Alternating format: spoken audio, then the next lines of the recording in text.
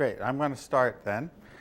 My name is Wichenko, and I'm speaking on innovative ways to specify Bacnet interface devices to achieve and sustain energy and operational savings. There have been a few presentations that I've attended that have talked about some of the need for how you do cabling, how you connect the devices. I'm going to cover how we talk to these devices and how we specify the controls on the devices and at the building automation system.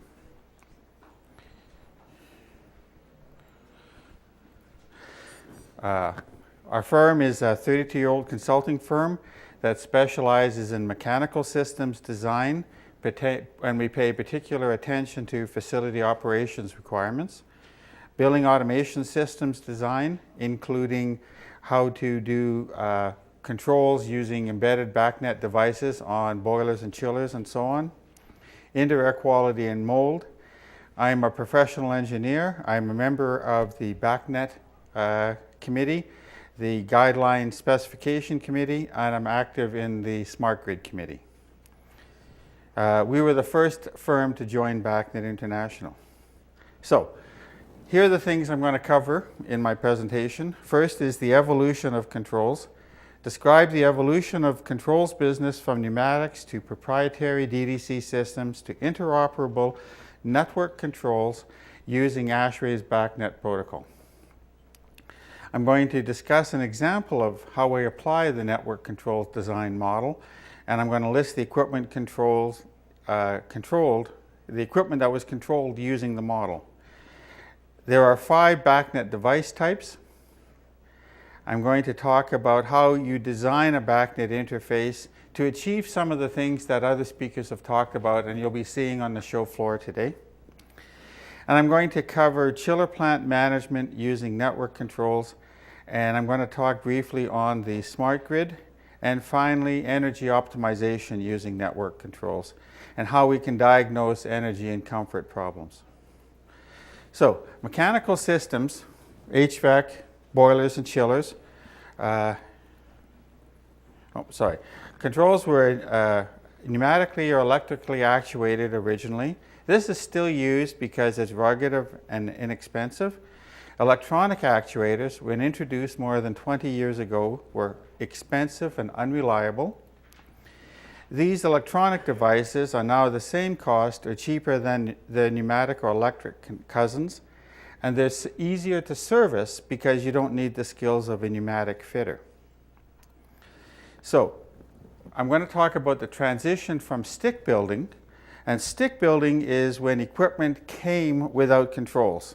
Big dumb box goes on the housekeeping pad, and the controls contractor brings it to life by adding controls. This is the traditional way of doing things. With the advent of Bacnet as a worldwide standard for interoperability, DDC systems are now interoperable or can talk to each other from the operator workstation down to the damper actuator. Bacnet is now being considered and used by various industries, including electrical, fire, security, lighting, and equipment that started using a Modbus or proprietary interface now will come with a Bacnet device. And we see now that boilers, chillers, switchgear lighting, and other devices now come with network controls on board. And some even have an embedded web server that allows for remote configuration. So the technology that we're seeing in our smartphones and our kids' toys are now being able to be applied to building systems. So this is a building in Libertyville, Illinois. It's a green building with virtually all systems tied on a common Bacnet internetwork. And the network controls design model required the vendors to supply their interface. Traditional stick building was minimal. Systems were networked together using Bacnet IP, Internet Protocol, or Bacnet MSTP, Master Slave Token Passing. It's on the BI website as a Bacnet success story. So here's the range of systems that we had that were all networked together. So every one of these devices came with a native Bacnet interface or with an interface that talked Modbus or a proprietary protocol onto the device, but the device presented itself to the network as a Bacnet device. So the first one I wanted to show you, this was an elevator, and the elevator now is on the Bacnet internetwork. Here's a Bacnet interface to the fire pump. This is a zoomed in view of all of the points we get. So when the fire pump is exercised by the client, by the owner once a week, they take a screenshot of the data to show what's going on, and they file that data to show that the exercising of the fire pump and the generator works. And there's the interface. Here is the interface to the chiller. What we did is we had one Bacnet interface to two chillers. And so the controls contractor sends a signal to the plant. Doesn't control each chiller individually, because we said the chiller supplier is the one that's most capable of being able to control his or her equipment. So we send a signal of 42 degrees, for example, to the plant controller. The plant controller says, okay, chiller 1, you've run for a while, okay, start chiller 2. So that way, from a construction contract point of view, we separate out the responsibilities of the supplier from the contractor. We commission the plant separately, we make sure it all works, and then we make the network connection to it and exercise the plant from the automation system. As you can see over here, we're getting a bunch of codes coming out of the chiller. And for those of you who have worked on chillers, you know there are hundreds of things that can go wrong with a chiller. And this gives you information about operational codes, warning codes, safety, and other codes. We had to stick build the air handling units. In other words, the air handlers were central station air handlers without controls on board. And now, so you know, most suppliers will give you a central station air handler pre-wired, which from a controls perspective, in my view, is a very good thing. But we still had Bacnet interfaces to the speed drive, the flow stations, and the humidifier. So we created basically a local area network of devices that were part of the built-up air handler. Here is a dry steam humidifier, and there is the data here that tells you what we're getting out of the Bacnet interface. And remember, this is one device, a humidifier.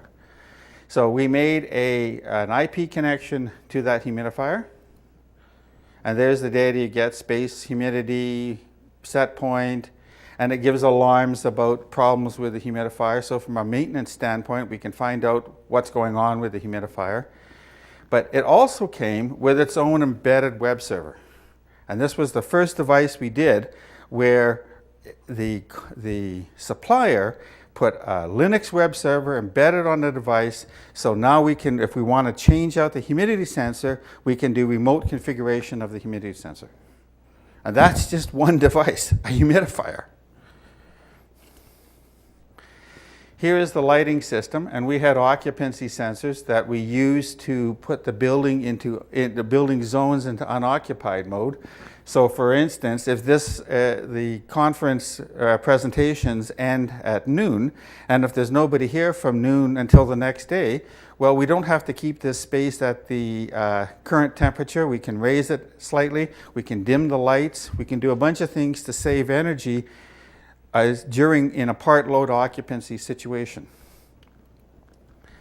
So it has control over the relays.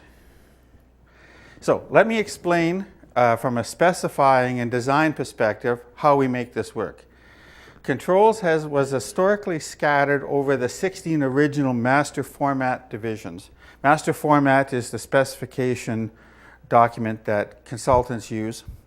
With the advent of Master Format 2004, there is now a Division 25 integrated automation, where from a design perspective, we can now integrate all of these systems together within the construction contract. Division 25 is the vehicle to provide controls and networking information for shading devices, lab controls, elevators, fire protection, plumbing, and HVAC. And the numbers beside those words are the numbers out of the master format divisions.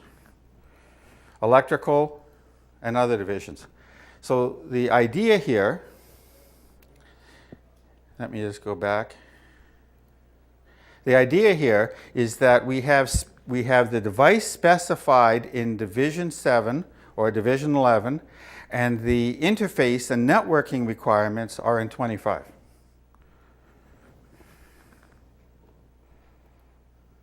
So let's look at a simple example, a boiler. So a Bacnet interface to a boiler simplifies maintenance and enhances sustainability. This is the type of data that we can get out of a boiler Bacnet interface. So now we can do remote monitoring and diagnosis that will not only save maintenance time, but travel time. If you think how long it might take for somebody to get to the site to respond to a problem, if they can diagnose it remotely, if there's a secure internet access connection to the building, and that's another topic we can talk about later.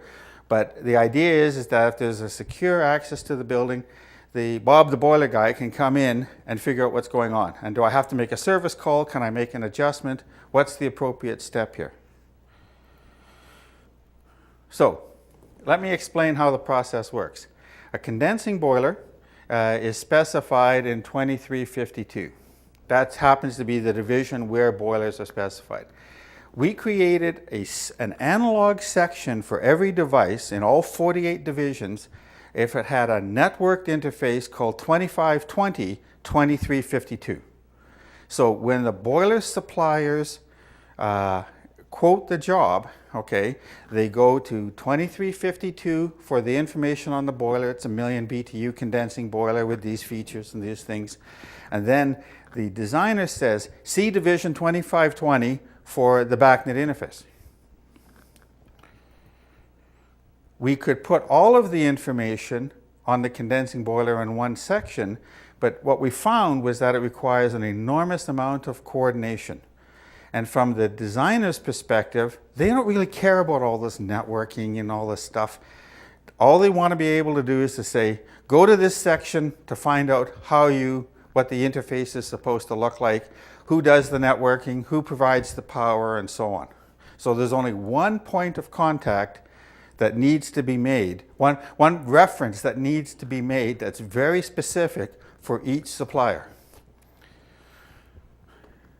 If there's an IP drop to the boiler, that interface is in Division 27.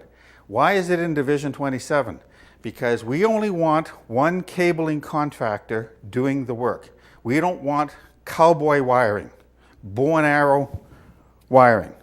Okay? That's not the way we want structured cabling to be done. So the automation system gets its allocation of IP addresses and IP drops through the way everybody else does. There's also a Division 01 to help the general who is responsible for construction means and methods to coordinate the trades. Now the generals don't care about Bacnet. They don't care about any of this. But what they do care about is the job not getting done promptly and losing money. That's what they care about. And what's the problem at the end of the job? The controls aren't done. So this process gives the power to the general to enforce the construction contract. So here's a simple example. So this happens to be a related section for that boiler I talked about. And here is the reference to 2352 and the related section. Controller to be fully Bacnet capable, interfacing with the DDC system, provide Bacnet interface devices for each heating boiler so the units are represented as such and such. See Division 2520 for the details. So the designer simply has this clause about the Bacnet interface in the supplier section. So we don't have this debate. I didn't know where it was. I couldn't find it. It was too complicated. It's built into the equipment supplier section. The boiler guys look at 2352. The chiller guys look at 2364. The humidifier guys look at 2384. right? Lighting is in 2609 and so on. So in the 2520 section, we provide the details of what objects we expect to see, or data points. You'll hear the term objects. It really means a data point that says, what am I expecting that device to have? And I give you an example for the boiler. It's got number of starts. It's got other information about the health of the boiler. So it might have fault codes. Let me go through the different Bacnet device types.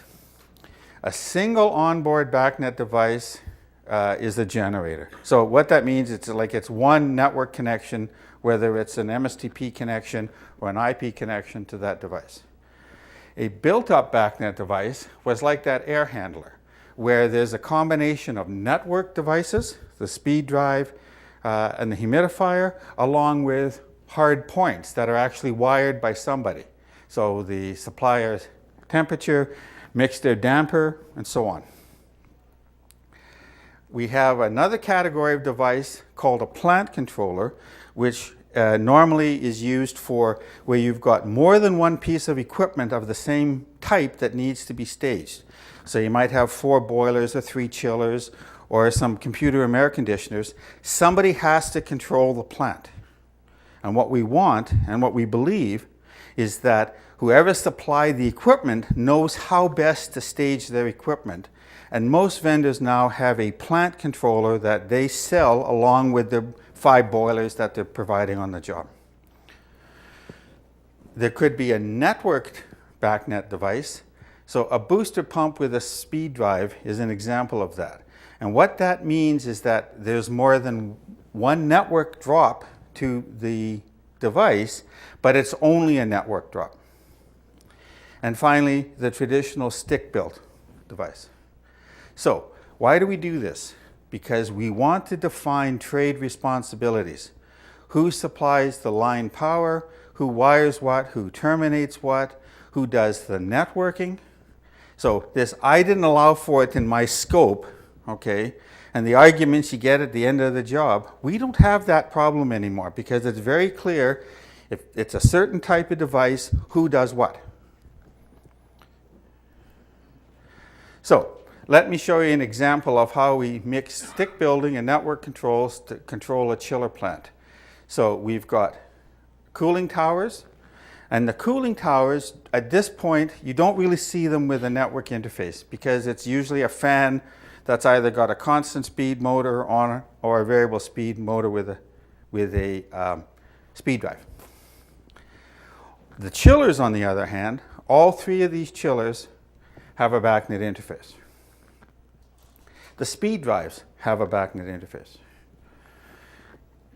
The water treatment monitor has a Bacnet interface. That really surprised me, that I could actually get the device that looks after the conductivity and worries about the water treatment. I can buy that with a Bacnet IP device. So we put a network drop to it and it works great.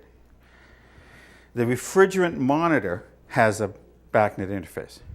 Why do we care about that? Well, if somebody's stuck there, we want to be able to get that alarm out if the refrigerant goes off. So here's how we're using fault codes to diagnose problems in a plant. So we generated this for the commissioning process, but you can see how we're doing. We created fault code 12, and it was correctly reported as fault code 12. And it happened to be an external fault. So we then put in, see that table 5.4? That's a link to a PDF document that contains all of the fault codes. And it says what you're supposed to do. And is the fault code critical? In other words, the tech needs to service the equipment? Or can you solve it yourself by starting and resetting the chiller?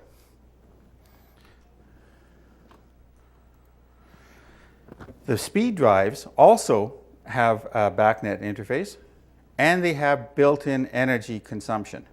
So here's the kilowatt counter being read out of the speed drive. There's from the BAS front end. and there's the same data being read off the screen of the speed drive. So we commissioned this to make sure that it's reading this data correctly, because inaccurate data, particularly meter data, is just garbage. So we now have the data from the speed drives. We have data from, as via Bacnet, we have data from the speed drives for energy consumption.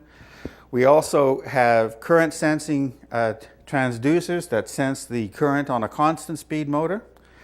And we have a flow meter that measures the GPM. So now we have real-time kW per ton for the plant. The only meter we had to add was one of the chillers was an existing chiller. It was 12 years old and it didn't have onboard metering. So we had to add a meter for that piece of equipment. The rest of the metering capability came out of the automation system. And then over here, so there's our kilowatts, and then we calculate the tonnage. There's our kW per ton. This is now a real-time number. And then the condenser pumps are constant speed, so we calculate the energy, the power and the energy from measuring the current. So let me show you how we presented the data for maintenance. And this is different from the data as presented on an energy dashboard. And I'm focusing on the maintenance side because the maintenance guys, where I'm going with this is saving energy is like being on a diet. We can have all of these lofty goals for how much energy we're going to save. The question on everybody's mind tonight is, how many times do I go to the Las Vegas buffet and feed my face? Okay, that's what we're thinking about, right? Are we going to go 3, 4, 5 times? Okay, so being on a diet, like you take little steps to save energy. And that's what this is about. So we take the data and we do a 24-hour, Monday to Friday total of the kilowatt hours for the devices we're monitoring. And then at the end of tonight, last Wednesday's data rolls off and tonight's data starts. So it's a rolling average. In this facility, it happens to be an office building. So if we mix Saturday and Sunday data with Monday, Tuesday, Wednesday, Thursday, Friday data, and then we tried to alarm it, okay, we'd have nothing but grief, because the weekend data consumption had better be lower than Monday's data. So what's the point of alarming between Sunday and Monday? Now, if it's a military facility, a hospital where you're running 24/7, then weekends and weekdays don't matter. We have simple alarming, basically red and green lights. Am I above or below yesterday's consumption? Okay, and why? Well, is it the weather? Did I leave something on? Okay. We want to get enough data so that we can take those little steps during the day and every day to save some money. And finally, we calculate a running cost to operate the plant. And that number currently is $1,583. And the reaction you get from the guys, $1,583? Really? You're kidding. That's 8 cents a kilowatt hour. So it's not revenue grade data we're getting here. We're simply just calculating it based on the runoff rate. And so now what we're seeing is the guys are saying, well, what if I did condenser water offset? What if I started doing space offset to my chilled water? Can I raise that temperature slightly without losing the building? And how much do I save? Energy optimization, okay, by facility managers requires new graphics. Here we have a graphic, VAV boxes, what mode it is in from the lighting system, and we're not putting in separate occupancy sensors. We're reading the occupancy sensors the lighting systems put in. And we have the color relative to the set point, but most importantly over here, we have whether or not that space is contributing to the heating and cooling count that's driving the plant.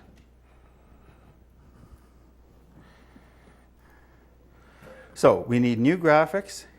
The graphic shows the color relative to the recommended zone set point, not to the user's set point. For those of you who have looked at this, okay, you see one temperature is 68, the next one's 72, and the next one's 76, and they're all green. Well, it's because it's relative to the user set point. What matters is we want to do it on an absolute basis. It's nice from a comfort standpoint to know that Susie wants it at one temperature and Joey wants it at another temperature. But from a maintenance management standpoint, we want it relative to our standard as to what we expect the room to deliver based, there may even be a policy as to what temperatures have to be. So now we can determine are rooms outside the zone of comfort and what is driving the plant. So let's continue on. In this case, we have a space where the actual airflow is 300 and the set point is 150, too much air. Over here, the actual airflow is 400 and we want 822, not enough air. We can then see from here what air we're delivering to spaces, and more importantly, do we want to be able to adjust the air? One of the things that we found, particularly in spaces north of the Mason-Dixon line where there is an actual winter, okay, the air that you may deliver in one season is going to be different than the air you deliver in another season.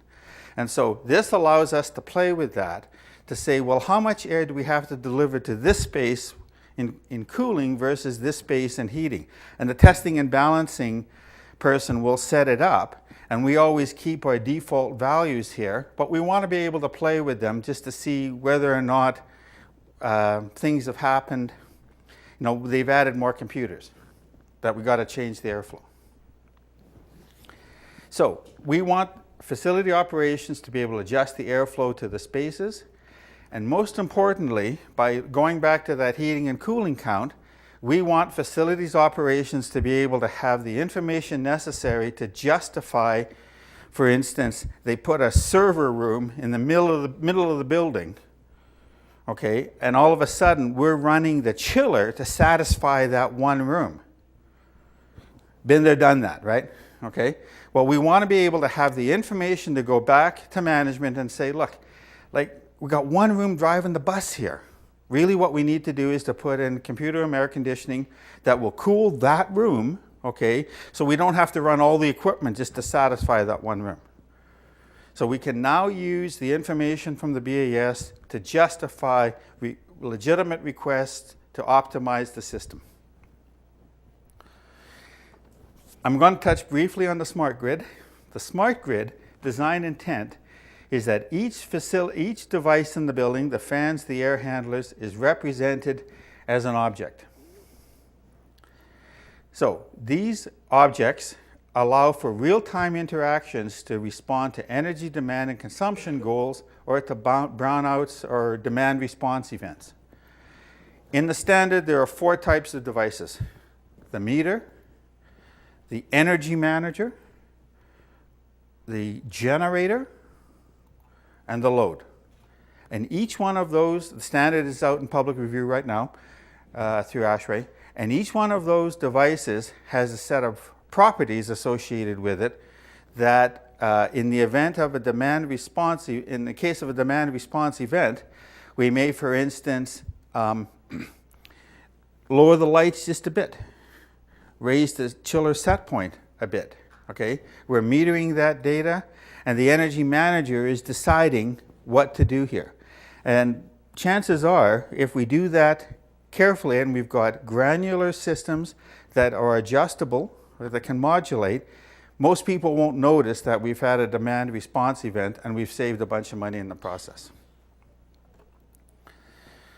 So effectively, the building now is like an organic human being. Or I'm a Star Wars fan, like the Death Star, right?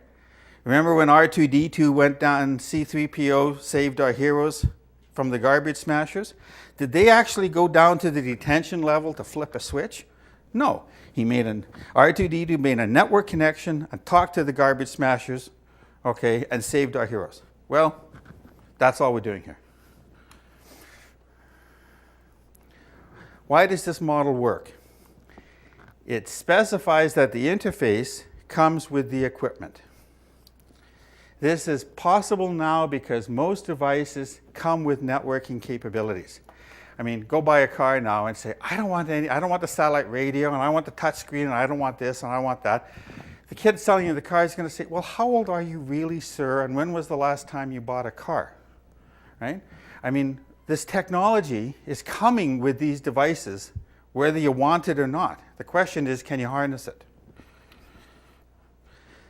The model simplifies the installation because the supplier is responsible for the interface, not the controls contractor.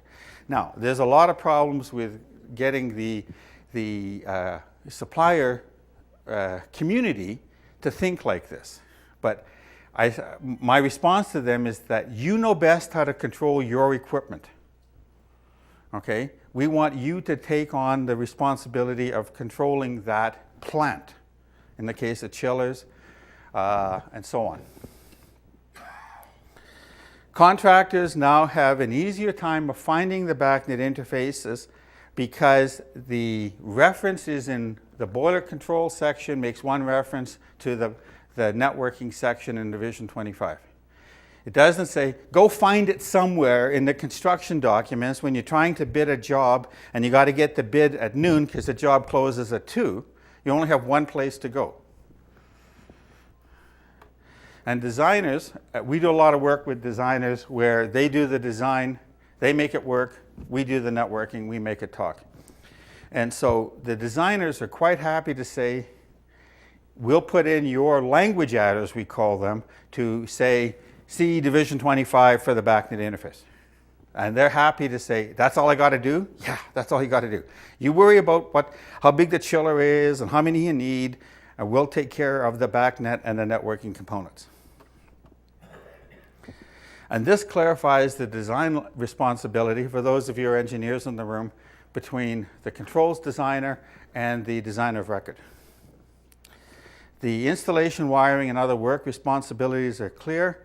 There's no playing around at the end of the job when the general's trying to close out the work. And the commissioning process for such high-performance building using this technology is now clear and simple. We get the devices working, the devices make up a plant, and the plant is part of the overall building.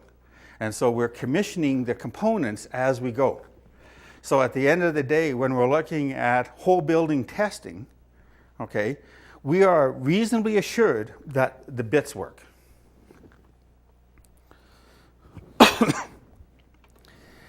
The network controls model allows facility managers to have access to faults and statuses. And that's particularly important. You have heard or will hear presentations on fault detection and diagnostics, FDD, where there are rules for how we determine when there's a problem. And when combined with a secure remote internet plan, network control saves transportation, energy, and maintenance labor costs. Bacnet-based metering from the devices can be used to monitor energy, power, and flow data in real time to assist facility operations in optimizing the chilled water plant. We can then look at using strategies like chilled water reset, condenser water reset, space offset, and time of day scheduling, and see how we're making improvement, right? Are we actually losing the 10-pound goal that we set for ourselves? And new front-end graphics are needed so facilities operations can justify the expenditures on equipment. Thank you very much.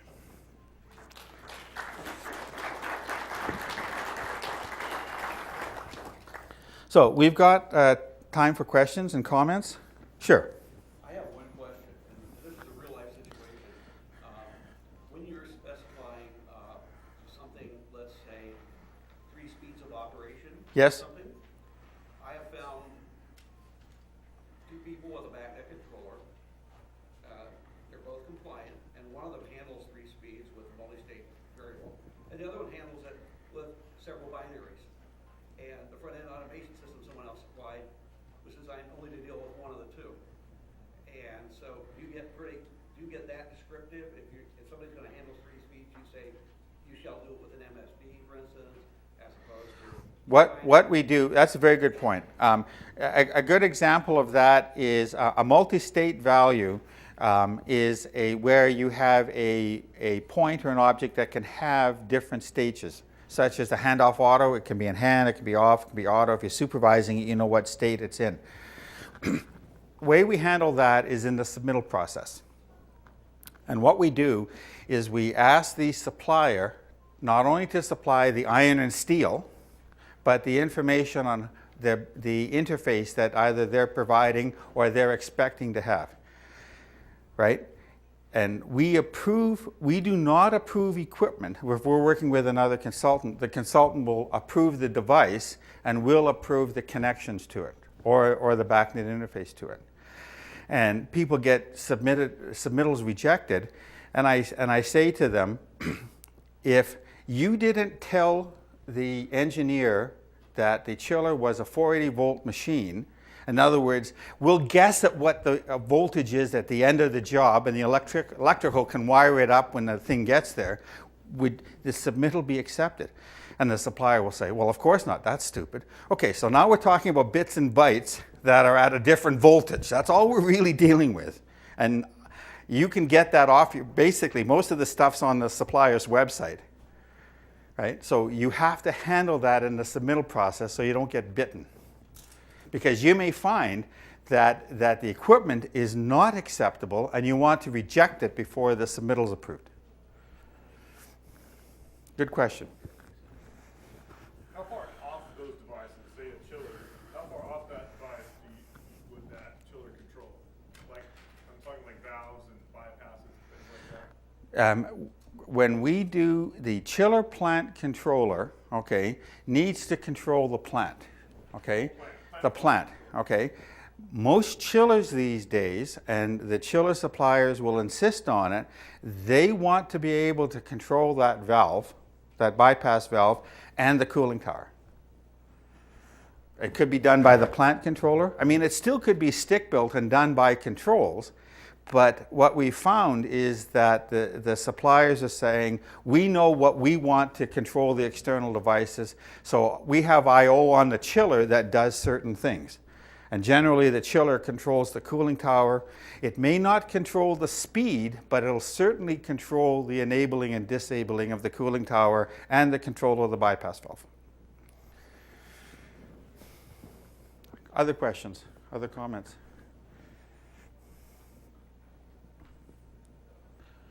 Well, I appreciate the time that you took to come and hear me speak. And when you're talking to suppliers, ask them for the interface, and you'll be surprised going around the show floor. Most of the vendors that you'll be talking to today will actually have that for you. Great. Thank you very much. I appreciate your time.